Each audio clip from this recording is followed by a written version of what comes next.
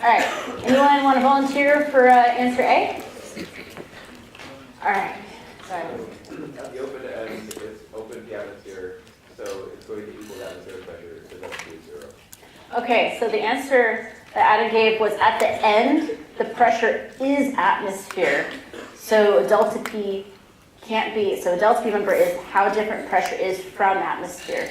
Since the outside air is always at atmosphere, the pressure at the end of the pipe has to also be atmosphere, so therefore delta P is 0. Yeah, Colin? Well, for the other point, wouldn't the delta P have to be non-zero in order for the waves to propagate outside of the tube? Well, let's go ahead and look at our graphic. Let's move back in time a little bit. Let's see, how do I make this go away? All right, moving back in time. Okay. So if you look at this, you can see that the increase in pressure has to do with a lot of particles all bunched up together. So if you were going to have a whole bunch of particles all bunched up at the end, what would be causing them to stay bunched up?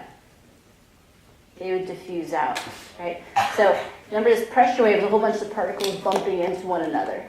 So once they get to the end, they have atmosphere, and they're going to be bumping and keep going out.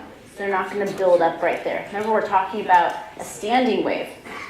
So we're talking about something that would be able to, for some appreciable amount of time, be able to maintain this antinode of pressure.